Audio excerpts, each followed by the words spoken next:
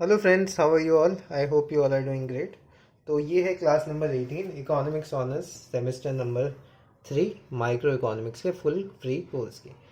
तो हमने पिछली क्लास में आपके आईओसी और उसके एंजल कर्व सारे फिनिश कर लिए थे। बहुत सारे टॉपिक हमने ख़त्म कर लिए और अब आ जाता है आपका स्लट्सकी वर्सेस हिक्स वाला। ठीक है, स्लट्सकी की जो इक्वेशन होती थी, मतलब प्राइस इफेक्ट, उसे हम दो चीज़ों में बांटते थे, किसमें? इनकम और सब्सटीट्यूशन इफेक्ट में। तो सेमेस्टर 1 में सिर्फ मैंने आपको हिक्सियन इफेक्ट पढ़ाया था। अब आपका स्लट्सकी वाली, मतलब स्लट्सकी दो बेसिकली क्या था, दो आपके इकोनॉमिस्ट थे, तो उनकी अलग अलग अजम्पशंस थी इस थ्योरी को आगे ले जाने की। तो बस यही डिफरेंस है, इसलिए दोनों का नाम अलग है। आपका जो प्राइस इफेक्ट है ना, दोनों बताते वही है, बस उनकी अजम्पशन अलग है चीज़ों में ना। तो थोड़ा सा स्लाइड सा डिफरेंस रहता है, तो वो आइए हम सीख लेंगे।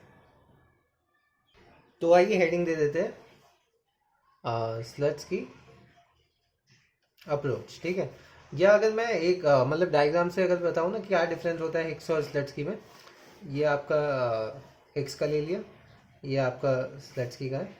तो बस इसमें दो आईसीज बन जाते हैं। ये आपका प्राइस इफेक्ट तो आपने सेमेस्टर 1 में मैंने पढ़ाई दिया था हिक्स वाला। बाकी सारी चीज़ें सेम रहनी है, बस आपके आईसी जो है वो दो हो जाएंगे। ठीक है, दो अजम्पशन दूसरी है, जैसा कि मैंने बताया अजम्पशन दो अलग है दोनों इकोनॉमिक्स की। तो यहाँ पे अगर स्लट्स की है तो यहाँ पे जैसे ये दो आईसी हो जाते हैं, आईसी वन ये ई वन हो जाएगा और आईसी टू कुछ इस प्रकार से हो जाएगा ये। ठीक है, अब वहीं अगर आप उस पर देखोगे अपना हिक्स पे, तो हिक्स पे क्या होगा? हिक्स पे ये जो ई वन और ई टू है वो एक ही आईसी पे आपका एग्जिस्ट करेंगे। ठीक है, आईसी वन हो गया, ई टू, ई वन। ठीक है, बस इतना सा डिफरेंस होता है इन दोनों में, जो स्लट्स की अप्रोच है और जो हिक्सियन अप्रोच है। तो इसमें क्या करा है, इसमें जो आपकी मनी इनकम है वो कुछ इस प्रकार से एडजस्ट की गई है कि आपकी जो रियल इनकम है वो सेम रहे। और इसमें क्या करा है, मनी इनकम कुछ इस प्रकार से एडजस्ट करिए कि आपकी जो टोटल यूटिलिटी है वो सेम रहे। ठीक है, इसलिए सेम आईसी पे पड़ता है, इसलिए ये आपका डिफरेंट आईसी पे पड़ता है। ठीक है, और दूसरा डिफरेंस ये कह सकते हैं कि जब सब्सटीट्यूशन इफेक्ट कैलकुलेट करते हैं उसके वक्त रियल इनकम इसमें सेम रहती है, और यहाँ पे सब्सटीट्यूशन इफेक्ट कैलकुलेट करते वक्त टोटल यूटिलिटी सेम रहनी चाहिए। ठीक है, ये छोटे से डिफरेंस है दोनों में। पर हम स्टार्ट अभी किसी से कर रहे, स्लट्स की अप्रोच से हम स्टार्ट करेंगे। मैंने आपको बताई दिया डायग्राम से ये मेजर डिफरेंस क्या है। तो जिन्होंने मेरे से सेमेस्टर 1 में पढ़ा हुआ है ये उसके लिए तो बहुत ही इजी रहेगा और काफ़ी अच्छे से समझ में आ जाएगा। समझ में सबको आ जाएगा, कोई दिक्कत वाली बात नहीं। कुछ कुछ नए भी होंगे यहाँ पे, मतलब चीज़ें नहीं होगी। किस प्रकार से नहीं होगी, एक तो स्लट्स के सिखा दिया, और हिक्स मैंने सेमेस्टर 1 में ऑलरेडी आपको कराया हुआ है। मैं फिर से क्या कहते हैं इसमें कराऊंगा। पर जो मेन चेंजेस आएंगे यहाँ पे क्या होगा, यहाँ पे ना आपको न्यूमेरिकल आ जाएंगे, जो प्रेफरेंस फंक्शन पढ़े हैं उस हिसाब से न्यूमेरिकल आएंगे, बजट लाइन आएंगे, तो उस हिसाब से आपको सॉल्व करना पड़ेगा और डायग्राम बना के मार्क करना पड़ेगा, तभी जाके आपको पेपर में मार्क्स मिलेंगे। तो ये इसमें होता क्या था, ये प्राइस इफेक्ट को आपका substitution effect plus income effect में बांट दिया जाता था। तो प्राइस इफेक्ट क्या है कि भाई प्राइसेस के चेंज होने पे गुड पे क्या असर पड़ेगा, सब्सटीट्यूशन इफेक्ट रिलेटिव प्राइसेस के चेंज होने पे उस गुड पे क्या असर पड़ रहा है, इनकम इफेक्ट कि इनकम के बढ़ने या कम होने पे या चेंज होने पे क्या इफेक्ट पड़ रहा है। ठीक है, तो प्राइस इफेक्ट को हम दो चीज़ों में बांट देते थे, सब्सटीट्यूशन और इनकम इफेक्ट, जो कि मैं इस प्रकार से आपको पहले बताया हुआ है। ठीक है, ऐसे बांटते थे, अभी मैं फिर से बताऊंगा। तो एक टेबल बना देता हूँ जो मैंने पहले भी आपको सेमेस्टर 1 में बनाई थी। तो यहाँ पे आपके आ जाएंगे नॉर्मल, नॉर्मल गुड ले लेता हूँ, एक इन्फीरियर और तीसरा गिफन। ठीक है, ये टेबल सी बना देता हूँ, और यहाँ पे आपका प्राइस इफेक्ट ये इक्वल टू हो जाएगा substitution effect plus income effect. तो अगर आपका आपका सब्सटीट्यूशन इफेक्ट भी नेगेटिव है और आपका जो है इनकम इफेक्ट भी नेगेटिव है, तो इसका मतलब क्या होगा, आपका जो प्राइस इफेक्ट होगा वो नेगेटिव आएगा। तो इसका मतलब भी क्या हुआ कि भाई प्राइस के कम होने से उस गुड की डिमांड बढ़ रही है, नॉर्मल गुड्स की होती है। नेगेटिव सब्सटीट्यूशन इफेक्ट है, इसका मतलब भी क्या है कि भाई जो रिलेटिव प्राइस है, जो उसका सब्सटीट्यूट होगा उसका प्राइस कम हुआ है, तो इसकी क्या कहते हैं, कंजम्पशन बढ़ा दी x1, तो ये भी आपका नेगेटिव हुआ। ठीक है, x1 की आपकी कंजम्पशन इंक्रीज हो गई। और नेगेटिव इनकम इफेक्ट का मतलब क्या है कि आपकी जब प्राइस कम हुए, मैं पी कम होने का एक केस बता रहा हूँ। ठीक है, बढ़ के मतलब वही है, वाइस वैसा ही तो एक चीज़। तो पी डिक्रीज हो रहा है, उसके केस बता रहा हूँ प्राइस। तो अगर प्राइस डिक्रीज हो रहा है, इसका मतलब क्या है भाई, आपकी रियल इनकम आपकी बढ़ जाती है। रियल इनकम बढ़ने से क्या होता है, या तो आपका एक्स डिक्रीज हो सकता है या एक्स इंक्रीज होता है। अगर एक्स इंक्रीज होता है इसका मतलब क्या है, वो नॉर्मल गुड है। अगर डिक्रीज हो रहा है तो इसका मतलब इन्फीरियर गुड है, ठीक है।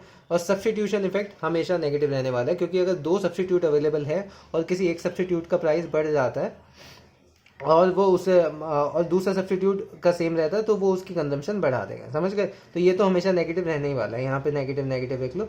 पर इसमें आपने देख लिया कि जो इनकम इफेक्ट है वो आपका पॉजिटिव भी हो सकता है, नेगेटिव भी हो सकता है, वो डिपेंड करता है किस प्रकार का गुड है, ठीक है। तो ये एक बार पॉजिटिव मतलब नेगेटिव तो हो गया, दो बार पॉजिटिव ले लो। अब यहाँ पे अगर आप देखोगे इन्फीरियर कब होगा, इन्फीरियर तब होगा जब आपका प्राइस इफेक्ट जो है नेगेटिव होगा। प्राइस इफेक्ट नेगेटिव कब होगा, प्राइस इफेक्ट नेगेटिव जब होगा जब सब्स्टिट्यूशन इफेक्ट आपका इनकम इफेक्ट को डोमिनेट कर रहा होगा। और गिवन गुड कब होगा, जब प्राइस इफेक्ट आपका पॉजिटिव होगा, कि प्राइस के बढ़ने पे भी उसकी कंजम्पशन आपकी कम हो रही है, ठीक है। मतलब सॉरी, प्राइस के क्या था, पॉजिटिव है ना, पॉजिटिव प्राइस इफेक्ट है, तो इसका मतलब ये है कि भाई प्राइस के कम होने पे उस गुड की कंजम्पशन भी कम कर रहे हो। पर इसमें नेगेटिव है इन्फीरियर गुड के केस में, तो प्राइस के कम होने पे उसकी कंजम्पशन जो है वो बढ़ रही है। ऐसा क्यों हो रहा है, क्योंकि सब्स्टिट्यूशन इफेक्ट यहाँ पे इनकम इफेक्ट को डोमिनेट कर रहा है, और यहाँ पे आपका इनकम इफेक्ट सब्स्टिट्यूशन इफेक्ट को डोमिनेट करता है। इस चक्कर में ये प्राइस इफेक्ट पॉजिटिव आता है, और ये किस केस में आता है, आपका गिफन वाले केस में आता है। तो इसका मतलब क्या हो गया कि भाई ऑल गिफन जो है वो इन्फीरियर होते हैं, पर सारे इन्फीरियर आपके गिफन नहीं होते हैं। और ऐसा क्यों हुआ, ऑल गिफन्स आर इन्फीरियर बिकॉज जो इन्फीरियर होता है उसमें आपका जो इनकम इफेक्ट होता है वो पॉजिटिव आपका दोनों में होता है, ठीक है। तो इसका मतलब सारे गिफन जो है वो इन्फीरियर होते हैं, पर ऑल इन्फीरियर गिफन नहीं होते, क्योंकि इन्फीरियर में आपका जो प्राइस इफेक्ट होता है वो नेगेटिव हो जाता है। तो इसका मतलब आप देखा जाए, अगर आपको गिफन प्रूव करना है तो आपको प्राइस इफेक्ट पॉजिटिव प्रूव कर दो, और इन्फीरियर प्रूव करना है तो आपको इनकम इफेक्ट पॉजिटिव, मतलब इस प्रकार से आप कर सकते हैं। तो अगर आप लगाना चाहे साहब तो ये हो जाएगा कि इनकम इफेक्ट तो आपका पॉजिटिव है, सब्स्टिट्यूशन इफेक्ट नेगेटिव है। तो फिर इसमें तीन केस आ जाएंगे, कौन कौन से, ग्रेटर देन, इक्वल टू और आपका लेस देन। तो अगर दोनों इक्वल है, ये मतलब नहीं इक्वल नहीं, पहले ग्रेटर ले लो, इनकम इफेक्ट सब्स्टिट्यूशन इफेक्ट से बड़ा है, इसका मतलब प्राइस इफेक्ट आपका पॉजिटिव है, तो वो कौन से गुड्स हो गए, गिफन इन्फीरियर, ठीक है। अब यहाँ पे सब्स्टिट्यूशन इफेक्ट बड़ा हो आई से, दैट मीन्स प्राइस इफेक्ट आपका नेगेटिव है, तो ये हो गए नॉन गिफन इन्फीरियर, ठीक है। और अगर आपका ये दोनों इक्वल हो तो इसका मतलब आपका प्राइस इफेक्ट जीरो है। इसका मतलब ये भी है कि इलास्टिसिटी ऑफ प्राइस इलास्टिसिटी आपकी जीरो है, इसका कुछ नाम नहीं है, ठीक है। तो ये होता है आपकी एक्स्ट्रा बाइफरकेशन जो हो जाती है, ठीक है। आइए आगे चलते हैं। तो अब ले लेते हैं भाई क्वेश्चन, क्वेश्चन से आएगा आपको बहुत अच्छे से समझ में। तो सबसे पहले क्वेश्चन क्या ले, क्वेश्चन ले लेते हैं उसका वेल बिहेव्ड का ले लेते हैं। तो वेल बिहेव्ड का यूटिलिटी फंक्शन हो गया आपका x1, x2, x2 into x2, और आपका मनी इनकम दे रखी है 5000, P1 दे रखा है 20, P2 दे रखा है 2, ठीक है। और P1 P डैश कितना हो रहा है आपका, P1 डैश ये आपका हो रहा है 10 रुपये से, ठीक है। जो चेंज हो रहा है प्राइस में, मतलब 20 से आपका 10 हो रहा है। तो आपको इसमें अब substitution effect, income effect, price effect calculate करना है। कौन से अप्रोच से, स्लेट्सकी की अप्रोच से। ये मेंशन करेगा एग्जाम में कौन सी अप्रोच आपको लगानी है।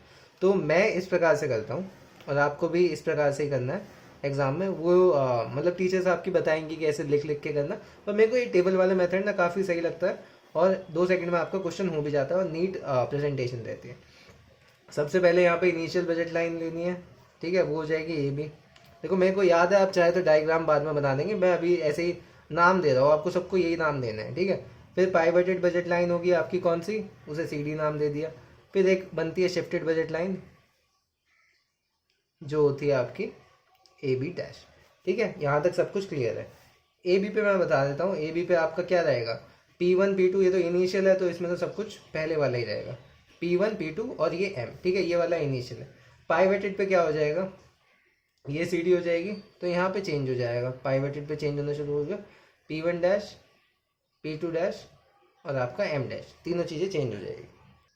और फिर आपकी आएगी जो है shifted budget line which is AB dash, उसमें आपका प्राइजेस तो फिर से सेम हो जाएंगे, और आपकी जो मनी इनकम आपकी बढ़ी थी या कम होगी वो वापस ले सकते हैं। मतलब जो केसेस होते हैं उसके हिसाब से डिपेंड करता है ना, कि जो उसके कांस्टेंट रखने के लिए, इसलिए हम उसे शिफ्ट कर देते हैं, ताकि हम जो प्राइस इफेक्ट है उसे सेग्रीगेट कर पाए इनकम और सब्सटीट्यूशन इफेक्ट में। तो यहाँ पे P1 डैश तो रहेगा, यहाँ प्राइजेस तो नहीं रहेगा, पर M फिर आपकी इसके बराबर हो जाएगी पहले ही, ठीक है।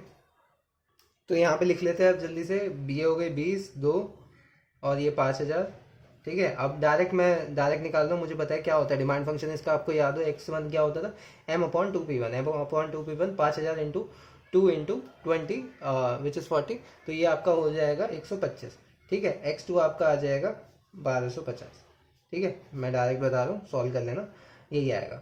फिर P1 डैश कितना हुआ है, चेंज हो गया ये 10, और यहाँ पे जो P2 है वो सेम है, यहाँ पे ये ना भी लगा होता तो भी कोई दिक्कत नहीं, ठीक है। P2 क्योंकि सेम है, और यहाँ पे मनी इनकम जो है वो आपकी होगी change in P1 into x1 होगी। ये कैसे आया है मैं बता देता हूँ। चेंज इन मनी इनकम क्या होता है, m डैश अपॉन m होगा। अब यहाँ पे अगर आप लगाओगे साहब, ये क्या होगा भाई, P1 dash x1 plus P2 x2, ठीक है, माइनस वो सेम पहले वाले प्राइजेस पे P1 x1 plus P2 x2, ठीक है। अब यहाँ से ये दोनों तो कट गया, और यहाँ पे क्या बचा आपका, P1 dash minus P1 into x1, और अब इसे क्या लिख सकते हैं, चेंज इन प्राइस हो गया, चेंज इन P1 वही हो गया ना, इंटू x1, ठीक है। अब यहाँ पे चेंज इन प्राइस कितना हुआ है, ये आपका 20 माइनस 10, ये आपका 10 हो गया। x1 कितना था आपका 125, तो 1250 उसकी इनकम जो है कम हो जाएगी, ठीक है। तो 1250 कम करोगे तो ये हो जाएगा आपका 3750। अब बस कुछ नहीं करना, आपको x1 डैश निकालना है, ये कितना आएगा 3750 बाय 20, 187.5, और ये क्या आ जाएगा x2 डैश आपका 3750 बाय 2 इंटू 2 विच इज 937.5, ठीक है। यहाँ पे अब क्या होगा, फिर से जो मनी इनकम कम हुई थी वो वापस दे देंगे उसे, ये 5000 हो जाएगी, और जो प्राइजेस हो जाएंगे वो फिर यही रहेंगे सेम दोस्तों, ठीक है। अब यहाँ पे ये आप लगा लोगे x1 स्टार, ये हो जाएगा आपका 5000 बाई 2 इंटू 10 250, और ये हो जाएगा x2 star which is 1250, 5000 bye 4 हो जाएगा, ठीक है। अब यहाँ पे आप सब्सटीट्यूशन इफेक्ट देखो, तो सब्सटीट्यूशन इफेक्ट इस x1 में ही देखना है, ठीक है। ये हो गया, ये तो सब्सटीट्यूशन इफेक्ट हो गया। सब्सटीट्यूशन के इफेक्ट क्या होता है, x1 dash minus x1 which is 187.5 minus 125 is equal to 62.5, और इनकम इफेक्ट क्या हो गया आपका, ये माइनस 10, 250 माइनस 187.5 62.5, इसका, और प्राइस इफेक्ट क्या होता है, इन दोनों को ऐड कर दो, प्राइस इफेक्ट आपका पॉजिटिव में 125 आ जाएगा, ठीक है। तो ये तो मैंने न्यूमेरिकल ऐसे ही जल्दबाजी में आपको बता दिया।